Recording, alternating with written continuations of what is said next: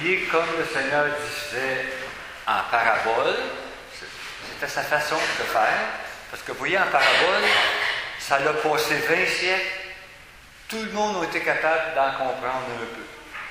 Il fallait que sa parole s'ajuste à tout le monde. Tu vois, hein? Ça se rend jusqu'à nous. Mais ce qu'il faut après aussi, hein, comme lui le faisait, il expliquait aux apôtres. Un peu comme je vais faire le mieux de mon possible, moi aussi ce matin, à vous autres. Tu vois, à un moment donné, hein, il leur expliquait. Puis les gens, ils captent ce qu'ils peuvent capter. Puis vous autres, ce matin, comme moi aussi, on capte ce qu'on peut capter. Puis le Seigneur n'en manque pas plus non plus, hein, mais c'est qu'au moins de capter une petite partie, je dirais, de son message. Vous voyez, ça part du sommeur. Le sommeur, on connaît ça dans nos champs d'agriculture ou autres, hein, il sème, mais ça produit du fruit. Ça produit une récolte. Puis vous voyez, il dit, ben ma parole c'est pareil, moi, je souhaite que cette parole-là tombe dans le cœur des gens, que ça ne reste pas mort, mais que ça produise du fruit de quelque façon. Tu vois? Puis, dans la parole de Dieu, c'est quoi le royaume de Dieu? Il y a 3 mots qui sont bien importants. Hein? Son plan, c'est qu'il y ait de l'amour d'abord sur la terre. Puis qu'il y ait aussi de la justice, les uns envers les autres. Puis aussi qu'il y ait de la paix. 3 mots.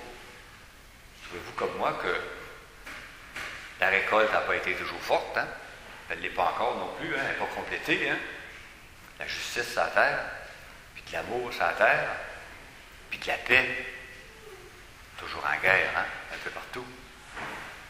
L'année passée, je pense que je disais qu'en 2014, il y avait 40 guerres sur la terre, un peu partout, dans différents pays.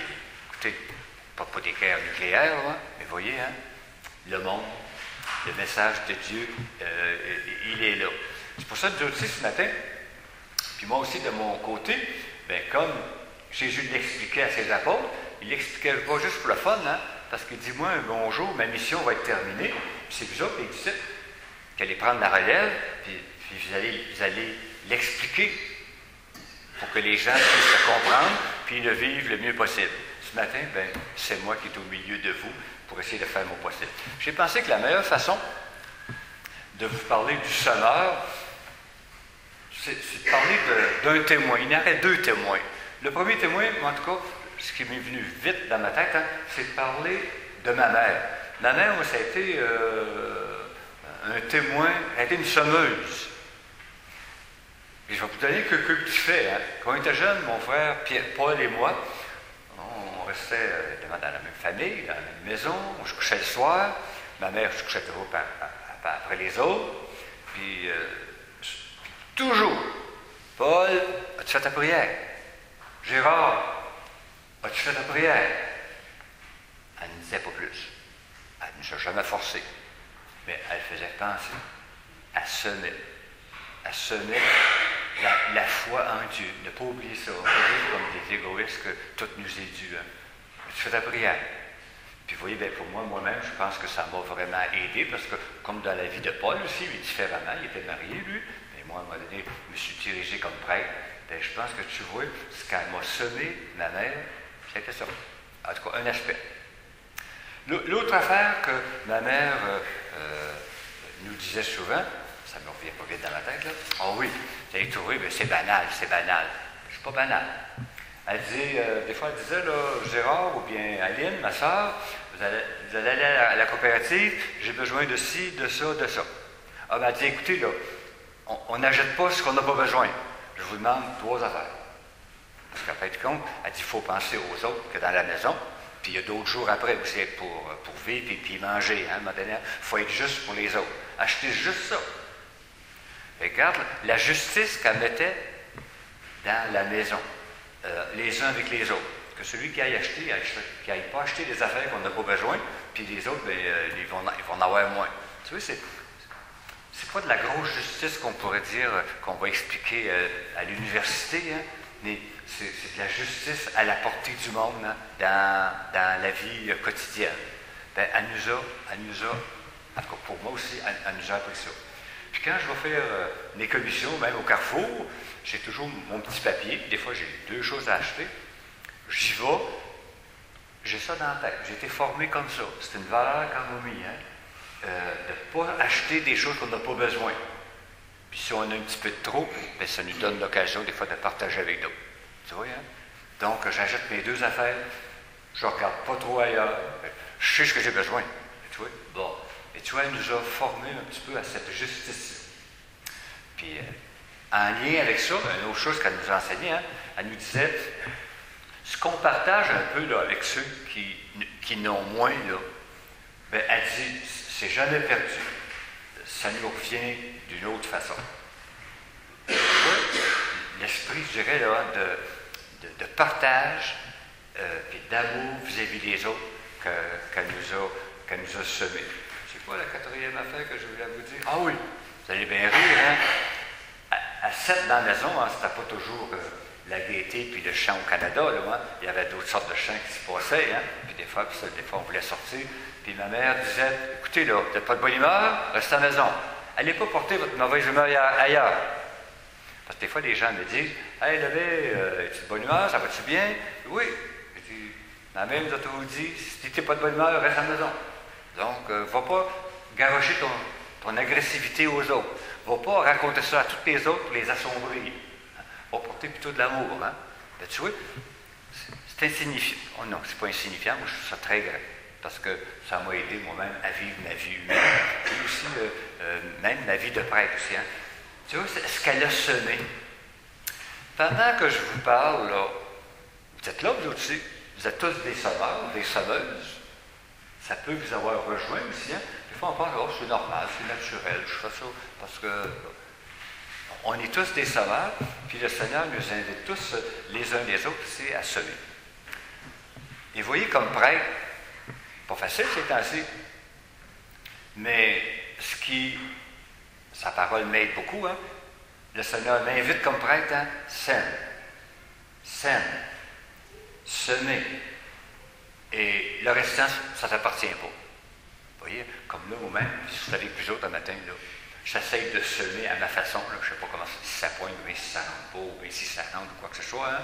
Puis le restant, là, moi ça me concerne plus. Hein. Je ne suis pas capable d'aller bourronner, vous ne voulez pas non plus. Vous voyez, hein, sachant que ça va pousser comme ça va pouvoir pousser. Tu vois, hein? Parce que si, comme prêtre, on s'attriste, puis on se décourage, puis qu'on ne sème plus rien, bien écoutez, c'est pas ça qui nous est demandé. C'est pas ça qui nous est demandé aussi aux parents, même aux grands-parents, quand vous êtes un peu débouchelés avec vos familles, ainsi de suite. Hein. Semons de quoi de bien. Puis ces 3 mots-là que j'ai besoin de vous retenir, hein, l'amour, c'est de l'amour. C'est le plan de Dieu, c'est son royaume. On a toute une petite graine d'amour à l'émettre, hein. Puis de la justice, hein, sur la terre. Puis de la paix. Vous voyez, d'abord en dedans, puis dans nos familles aussi. Hein. On n'est pas juste en Chine pour aller mettre la paix. Hein. Mettons-en entre nous, hein, dans nos familles, dans nos milieux. Simplement avec un petit bout de langue, là, hein, de diminuer un petit peu. Je ne suis pas une sœur de tout garocher aux autres, je ne suis pas une sœur de tout dévoiler sur les autres. Hein. Ça fait de la paix. Hein. Vous savez, entre enfants, des fois aussi, hein, ça aide ça aussi, hein, qu'on s'accueille comme nous sommes tous. Puis c'est pas une sœur de tout dévoiler l'autre, puis ainsi de suite, les défauts de l'autre ou quoi que ce soit. S'il y a une mère qui nous protège bien, c'est la nôtre, notre mère. Hein. Moi, je ne pense pas que ma mère, elle a dit un mot contre Paul, puis contre Aline. Elle les prenait différents. Puis avec sa douceur, sa compréhension, bien, elle s'ajustait. Je ne vous dis pas ça parce qu'on était parfait. Hein. Personne on était parfait. Mais ça nous a mis sur une bonne route. Chacun s'est pas pire tiré dans la vie. Je suis le dernier, non, je ne suis pas le dernier, mais on reste 2 maintenant, de la famille. Tu vois, les autres sont déjà partis. Donc, c'est un peu cette invitation de vous autres aussi de votre part, de découvrir que vous êtes des semeurs. Puis, on a une obligation de semer de quoi de bon. Vous avez une obligation de semer du bon. puis de semer de la bonté, puis de semer de la justice aussi autour de vous. Hein. On n'est pas libre de faire ça. On est, le pape disait, on est dans une société indifférente. La petite vie, me and myself, ça ne me regarde pas les autres. Et on est des enfants de Dieu, puis on est des chrétiens. Ben, c'est important de semer autour de nous. Mais un peu comme ma mère faisait, elle semait un peu, après ça, elle laissait ça aller. Tu vois, on ne veut pas changer les autres. C'est à chacun à vivre sa vie personnelle, puis à se former. Donc, je vais demander à l'Esprit Saint, dans un petit silence que Dieu aussi vous allez faire, et qu'il puisse peut-être vous éclairer. Vous êtes peut-être des meilleurs semeurs que vous pensez. Puis il y a une bonne gang parmi vous autres qui peuvent avoir l'idée que vous n'avez pas d'affaires à semer, c'est le prêtre. C'est l'affaire du prêtre. Vous voyez, pour la miséricorde, par là, c'est pas à moi de toujours demander votre pardon. C'est à vous autres à demander votre pardon. De temps en temps, évidemment, comme prêtre, écoutez, là, j'ai ma besogne à faire aussi, ça se pose, ça se fait personnellement. On a chacun une petite obligation, disons, de demander nous-mêmes dans notre connexion, ben, purifie-moi, je n'ai pas été correct, puis ainsi de suite. L'Esprit de Dieu est avec nous.